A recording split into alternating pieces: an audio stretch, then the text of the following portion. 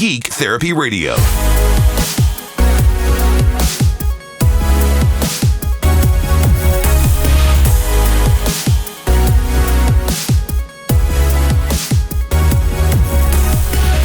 Welcome to the Geek Therapy Radio podcast.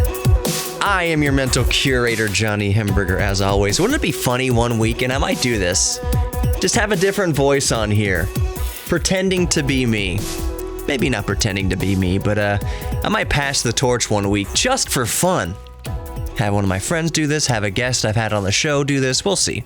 I'll put a pin in that thought. So, first of all, I apologize for the late arrival of this podcast. Usually, this should have been posted last night. This should have been posted Thursday night, Central Time here in Houston. But I recorded this weekend broadcast last night. So I did the big show, recorded the big show last night. And then I remembered I still need to do the podcast for the night. And when I got home, it was just one of those things where I was just freaking exhausted. And that's not even the main reason I didn't do it, because being tired is not a sole reason why I wouldn't upload a daily podcast.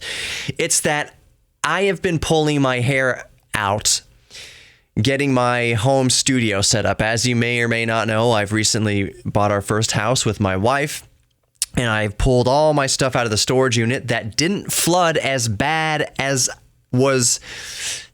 it appeared to be, or as it was made out to be in the emails. So there's the follow-up on that.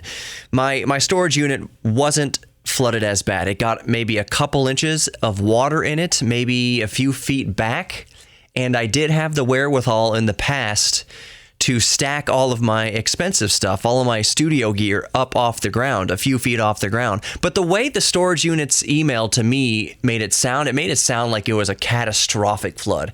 So I thought, okay, well, yes, I did have most of my pieces at least 3 feet off the ground, but if the water got 6 feet high, like this email's making a sound, then it's all screwed anyways. No, that was not the case.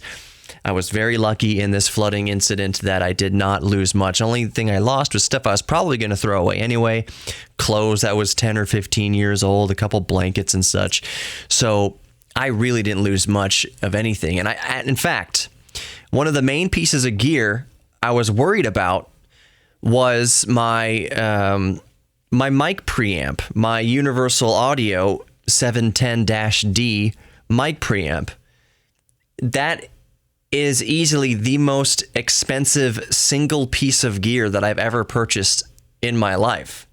The second most expensive would be my studio monitors. I have a pair of Mackie HR8 24s. They are industry standard. I'm looking at them right now on the radio station. Any recording studio you walk into will have a pair of Mackie HR8 24s. They are, like I said, industry standard. Any movie you've ever watched, any TV show you've ever watched, have gone through a Mackie HR8 24. So I won't say how expensive those are either, but you can get on eBay and see how much these things are. I got them used. But they were both fine.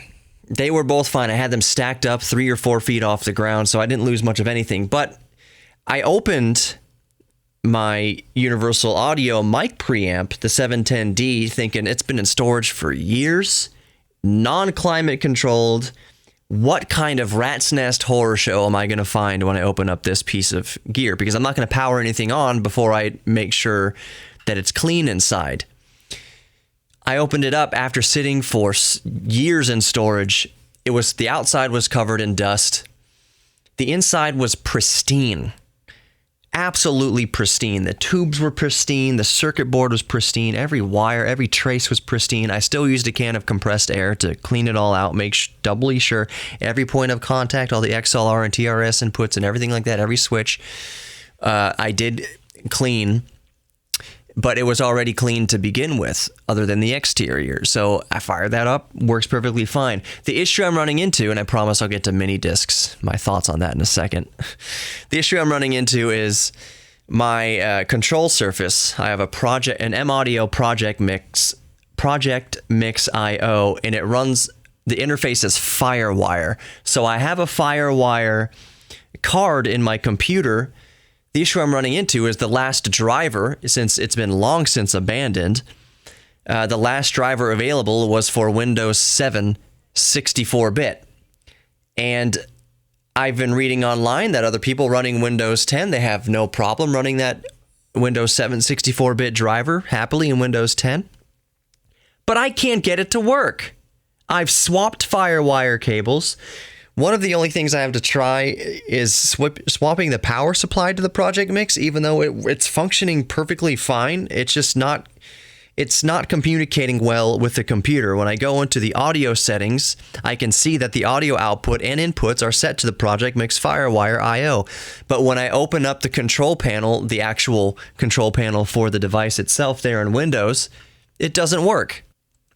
So what's happening is, and I'm really hoping that someone listening can, I implore you to please email me if you can shine any light on this, and I will then relay the information to my audience here because it can help somebody. It can help me.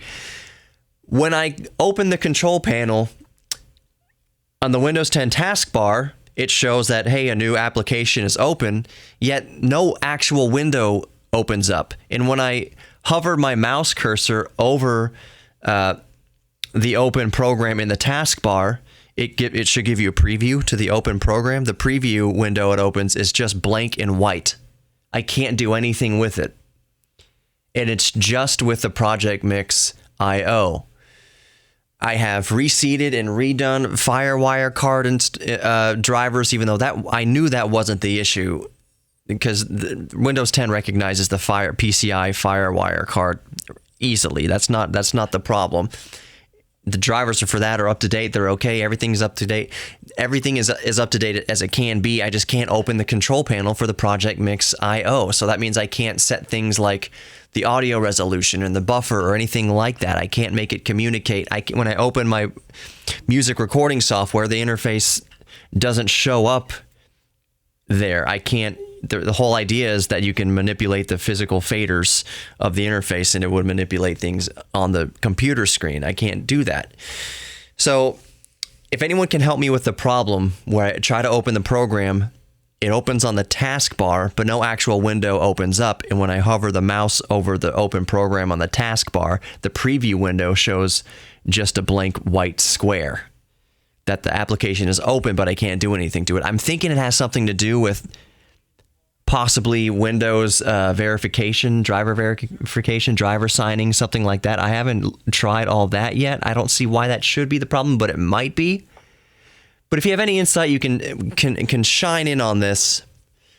GeekTherapy at iHeartMedia.com. GeekTherapy at iHeartMedia.com. Because I know the problem probably isn't specific to that software. This probably happens with other legacy software, and that's a key word too, legacy software in Windows 10. So if you have any sort of information you can shine on that, pass it along to me through that email, geektherapy at iHeartMedia.com, and then I will pass it along again to my listeners because it really can help people. I'm at a dead end on the internet, Google searching this stuff. I can't figure it out. I will say, funnily enough, I have an even older device called the M-Audio Delta 1010 LT. It's a PCI card that has multiple audio inputs, multiple audio outputs. It's several years older than the Project Mix I/O. They're both from the same company. The old drivers for the Delta 1010 LT work perfectly in Windows 10. And the control panel for the Delta 1010 LT opens perfectly, and I can manipulate that perfectly. I know that in that computer, it used to be that I could have both control panels. It didn't matter that I had multiple audio interfaces plugged into the computer. They all worked fine. I have been isolating. I physically uninstalled the Delta 1010 LT and only had the FireWire going. I just uninstalled and reinstalled the drivers and everything like that. I've been through every troubleshooting path that I can think of, and I can't figure it out. This is legacy software. Why would an older piece of software and an older driver work fine in Windows 10, but something that's a few years newer from back like 2007, something like that? It doesn't work. It's boggling my mind. And all of that is to say, that's why I didn't record a podcast last night, is because I wasn't fully set up to. I did record one podcast at my home recently, and I just recorded it through Tascam USB interface, but I really wanted to record through my Project Mix IO and my Universal Audio tube, my preamps. I couldn't do that. My computer was in kind of disarray, so I didn't do that. So I was exhausted and just went to sleep. Okay, so I was watching YouTube today. I was watching a new video posted by my friend Colin Worth on his channel, This Does Not Compute, which I highly recommend.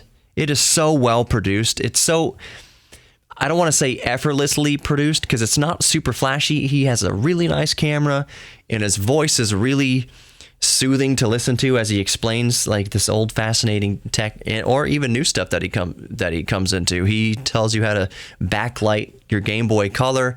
He deals with old video games and old technology. It's really cool. Laptops and computers. I think his most famous video is attempting to install, what is it, Windows 10 on a Pentium 3 or a Pentium 2, something like that. This Does Not Compute is his channel. So he put up a new video today about an old Walkman CD player from the early 2000s that not only played CDs, but it also burned CDs, and it has memory stick capability. You could play MP3s. It could even play DVD videos out of this thing. It's just a Sony Walkman, a CD player Sony Walkman that's designed to go with you anywhere. But if you plug it in with a USB cable, you can actually burn audio to the disc in the Walkman and then listen to it wherever you go, or burn MP3s to it. It's kind of like an external CD burner in that way, except it's all built into one Sony Walkman. It's really cool. So I left him a comment that I thought he would truly appreciate, that in going through my storage unit and getting everything out of it and bringing it to my new garage, I found my old Sony mini disc player / recorder. It's a Sony mini disc Walkman that you can record to mini discs and play mini discs, of course. And it takes one AA battery, and that one AA battery lasts for like 20 hours or something like that. So since the mini disc, it's also a recorder, it has a microphone input, a stereo condenser microphone input. That means the microphone is powered through the player itself, and it takes brilliant stereo recordings on the go, in your pocket. This is before not before, but in the early stages of solid state audio recording. So mini discs were like mini CDs. They kind of were the mix between floppy disk and CDs. They come in this cartridge. Mini discs are really cool. So anyways, I mentioned to him that I found it in storage and that my heart flooded with joy that I found this old device. Not necessarily, but because of the old device that it was, and how many fond memories and how cool I thought the technology was as a whole. But I found like 10 mini discs. So those mini discs contain recordings that I made back in high school, back in 2002, back after I graduated, 2003, early 2000s. And I know what's on those discs. Those discs contain jam sessions. Those discs contain gigs, little concerts we used to do around town, just music gigs. But even more, what I'm looking forward to go through is I know those discs contain... One of the things I love to do with the mini disc recorder and the little stereo microphone was to set it on the curb of the street when me and my friends would go skateboarding. So it had the little stereo microphone, so as the skateboards went by, you could hear the skateboard roll past in stereo. And wherever we were on the street or in the neighborhood, you can pick up the faint, recording of our skateboards kind of rolling along, our conversations. It really puts you there. And since it was recorded digitally, it is as pristine as it was the day it was recorded. So it's like a real life time machine. It's kind of funny.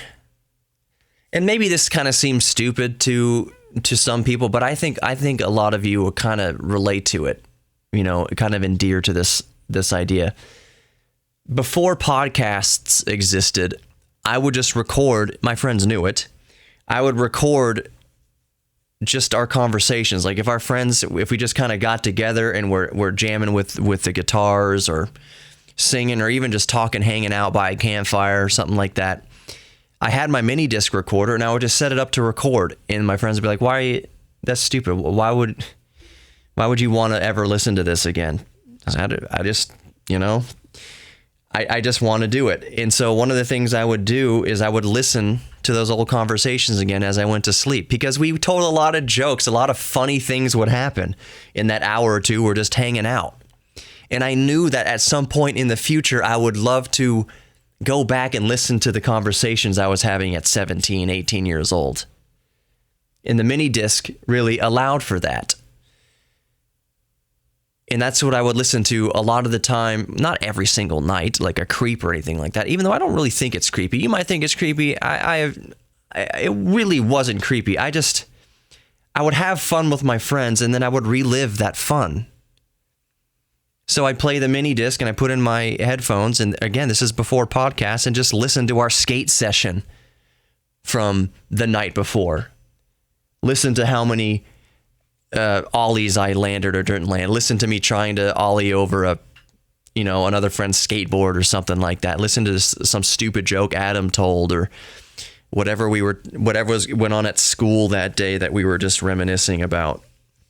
It brought me a lot of comfort. I could close my eyes and imagine that I was back in that cul-de-sac skateboarding, or we were back in that Randall's parking lot getting little pieces of plywood together and making skateboard ramps. But I've preserved that forever. I can go back whenever I want and put myself there again. And it warms my heart to do it. It makes you think, oh man, whatever happened to that kid? Like there's some guy talking on the thing, oh man, whatever happened to Billy? Totally forgot about Billy. Didn't he go off to school somewhere like in Arkansas or whatever? Other favorites are those jam sessions. There's a gazebo by the house I grew up in, and we take the guitars there sometimes and sit in the gazebo and just record and sing and duck behind the gazebo when the cops came patrolling by. Fun stuff, and I recorded it on the mini disc. So the mini disc player holds a very, very fond place in my heart, and I found it, and I found the discs even more incredibly. I found the discs that have all those old memories saved on there in perfect, pristine digital audio. It's not like a cassette tape that degraded over time. I can listen to it again as if it was recorded 5 minutes ago. This is stuff from almost 20 years ago that is preserved forever. So I'm gonna look forward to going back and listening to that. I think mini discs. I thought all the mini disc technology as a whole was very fascinating.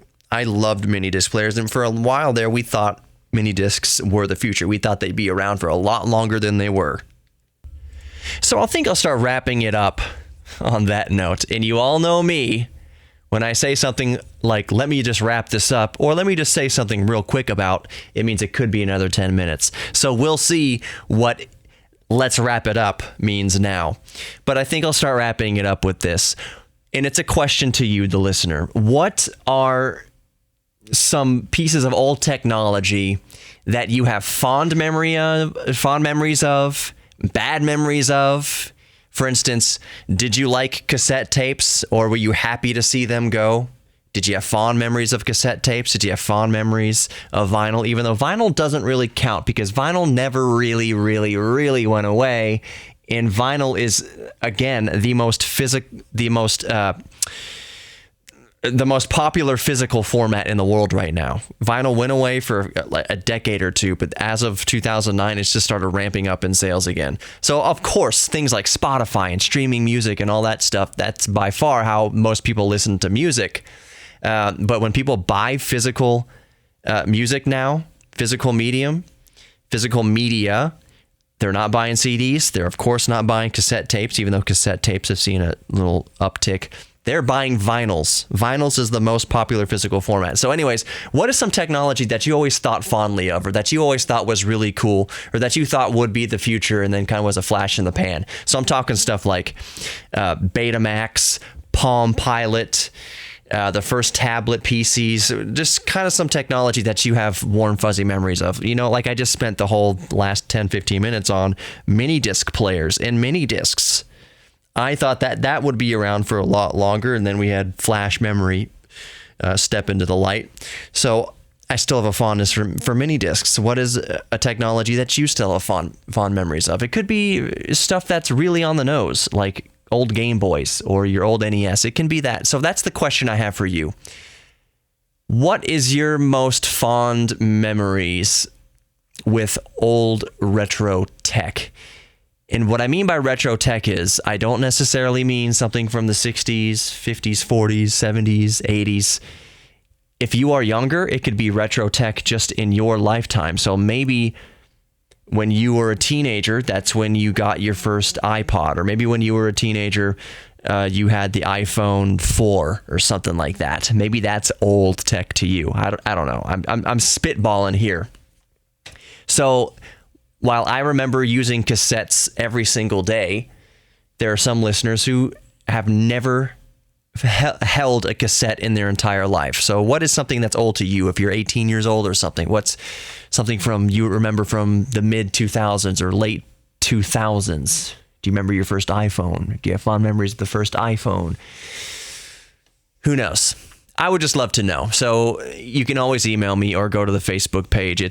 For the email is geektherapy@iheartmedia.com. The Facebook page is Geek Therapy Radio. Just Google search Geek Therapy Radio. All the social media will come up there. But I think that's it. I'm really interested to know in your retro tech memories from your childhood, whenever that childhood was. Maybe it was in the 60s, maybe it was in the 90s, maybe I'm feeling really old and your childhood was from the mid-2000s. I'd just love to know what your retro tech is. I'm thinking of something really cool on the way out here. I had this organizer, this pocket organizer that you could beam information into from your computer monitor. It had an infrared light on the receiver on the front of this little, what do you call, like a little pocket organizer thing. It was about the size of a credit card, just kind of like a TV remote control. And the screen would flash and do all these sorts of things. And you would hold your organizer up to the screen and all the bars and things would flash on the screen, and that's how it would put data into your little organizer. What was that thing called? I'm going to look that up. All right, I've talked too much in this podcast. This is a twofer today. I'm dropping this podcast, and then the big show I'm dropping a little while later. I'll stagger it a little bit. But yeah, I will talk to you guys next time. Be good to each other, including yourselves. Embrace your inner geek and know that you are worthy of love. Please do, and I'll talk to you later.